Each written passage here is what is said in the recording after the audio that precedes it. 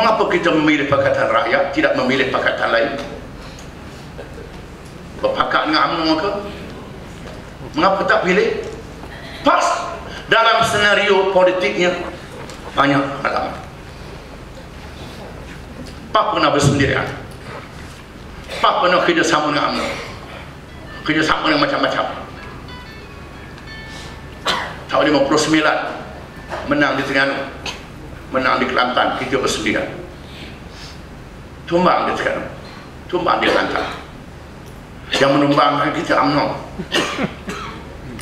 Salah kita apa? Salah kita nak laksanakan Islam. Itu saja salahnya. Dia tak mahu kita laksanakan Islam. Betul. Kemudian kita kerjasama dengan pihak lain. Tahun 90 kerjasama dengan 46. Tahun 70 kerjasama dengan UMNO.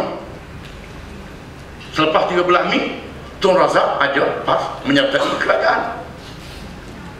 Datuk Asri kata kita bincang, maka dibincang dengan PAS. Kita boleh masuk kerajaan dengan syarat PAS dibenarkan dengan kepribadian dia, dengan diri dia tersendiri, boleh menerapkan Islam dalam kerajaan. Tun Razak terima,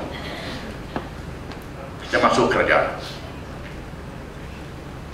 Sekurang-kurangnya kita dapat mewujudkan ketenangan, bebas kegiatan Islam di jabatan kerajaan, kementerian, di universiti. Wujud kebebasan, tidak ada tekanan. Malah selepas Tun Razak mati, PAS nak dilemahkan. Tak dibenar PAS masuk Johor, itu PAS masuk Barisan Nasional. Datuk Asri Menteri Pelda, UMNO merancang Persel Pelda mesti orang UMNO, jangan letak orang PAS. Masa PAS dalam Barisan Nasional, dia atur strategi untuk melemahkan kita. Di masa mutakhir pula, perubahan kawasan pilihan raya. Negeri yang kuat PAS, Kedah, Kelantan, Terengganu Utara, Perak, tak ditambah kerusi-kerusi parlimen. Johor ditambah, Sarawak ditambah, Sabah ditambah. Tempat yang negeri yang kuat PAS tak ditambah kerusi. Nak ada kerjasama, nak lemahkan kita. Kerjasama biarlah, tunduk keikhlasannya. Apa yang dia tak buat pada Singapura dalam Malaysia, tak pernah buat Singapura dalam Malaysia, dia tak buat macam tu. 69 gerakan, parti pembangkang juga gerakan, dia tak buat macam tu. Dia buat ke kita macam tu. Tahun 90 kita kerjasama dengan semangat 46. Itu Razali Hamzah. Pecahan daripada UMNO di masa itu. Kita menang di Kelantan. Kita perkenalkan undang-undang jenayah syariah, pentadbiran Islam. Tun Razali buat seminar di Hotel Concord, nak laksanakan Islam secara demokrasi, bukan paksa. Dijemput NGO bukan Islam, parti-parti bukan Islam, dijemput datang untuk berdialog. Kita bentangkan ini dia undang-undang Islam, jenayahnya dan lain-lain. Mereka boleh tanya, dialog.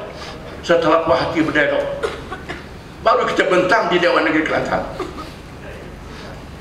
Setelah diluluskan di Dewan Negeri Kelantan, Perdana Menteri dia masa itu, tak perlu sebut nama, semua kenal,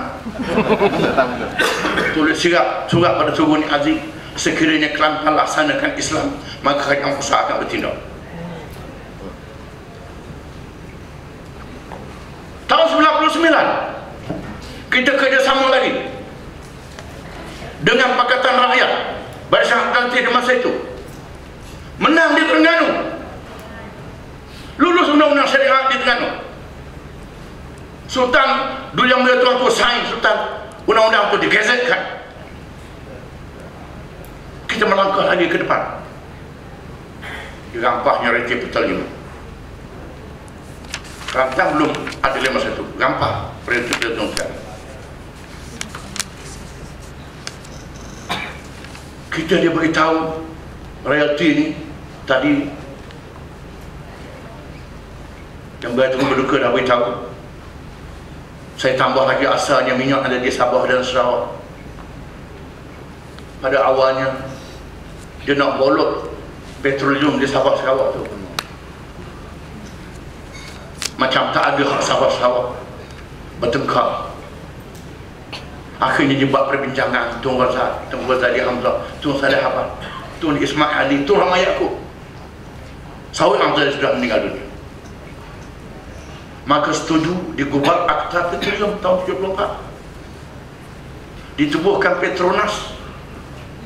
Maka dibuat perjanjian di antara semua kerajaan negeri dengan Petronas untuk menyelesaikan masalah. Mana-mana negeri yang ada hasil petroleum di darat ataupun di laut, hendaklah diserah pada Petronas. Maka Petronas hendaklah membayar royalti sebanyak 50% kepada semua negeri yang ada hasil ini di darat atau laut. Semua menteri besar sign, tanda tangan semua, termasuk menteri besar Perlis, tanda tangan. Perlis ada minyak gamat je, maaflah orang Perlis, sign juga.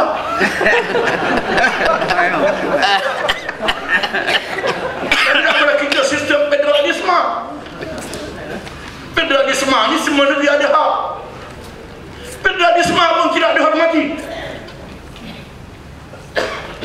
Sabah dan Sarawak, rakyat paling miskin, hasilnya paling banyak. Mengapa jadi begitu? Rakyat Sabah dan Sarawak dimangsakan dengan politik wang, politik duit untuk menang pilihan raya. Masih banyak infrastruktur di Sabah Sarawak itu ketinggalan. Masuk kawasan pedalaman. Memalukan 50 tahun mencapai kemerdekaan. Jalan tak ada lagi, janji ditepati 50 tahun. Lebih mencapai kemerdekaan. Cepat. Ini masalah yang kita hadapi. Ini pengalaman kita. Dengar parti yang memerintah, yang menolak kita nak buat, dia hentam kita. DAP keadilan 46 dulu, dia parti pembangkang. DAP 90 dah kerjasama dengan kita. Tempat dia tak setuju, dia kata tak setuju. Kita berdebat dengan dia, berhujah dengan dia. Dan PAH istiqamah, konsisten. Berhujah dengan DAP, DAP tak boleh hujah. Saya sebut di sini.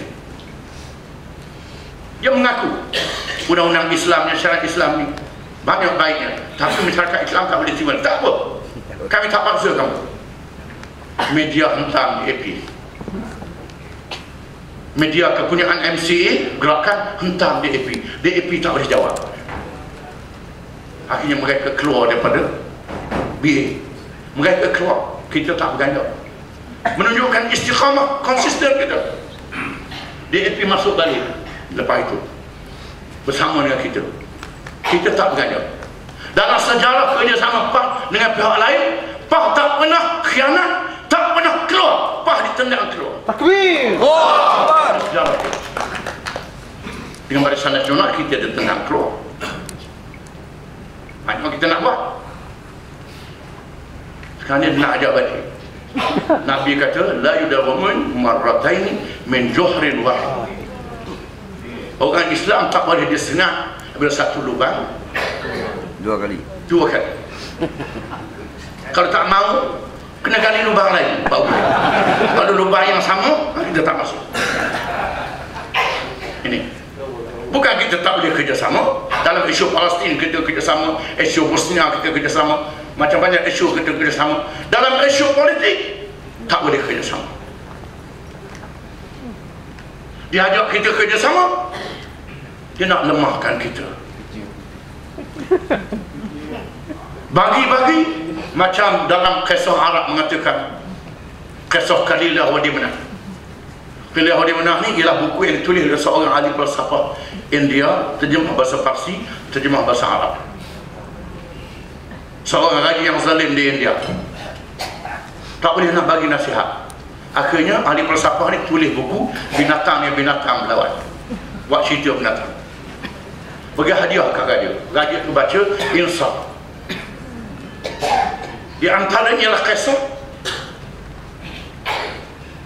seekor musang, 2 ekor musang jumpa dengan pisang, sebiji pisang. Kelahi musang ni. Musang ni kata hak aku, musang ni kata hak aku. Kita saya hakim lah. Jumpa dengan beruk pun jadi hakim. Beruk pun jadi hakim. Dia bawa lah dacing untuk timbang. Dacing timbang ni, belah pisang ni. Beruk jadi hakim, dia sengaja ditimbang berat sebelah. Ditimbang letak belah ni, berat belah ni, dia pun potong lebih sikit masuk dalam mulut dia.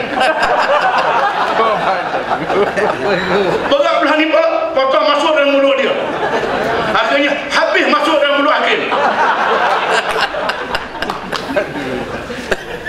2 ekor musang terkenyah-kenyah lagi. Hanya dia.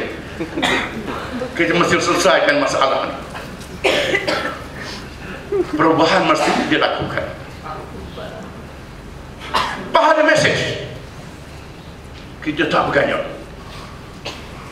Kerjasama Pakatan Rakyat faham menerima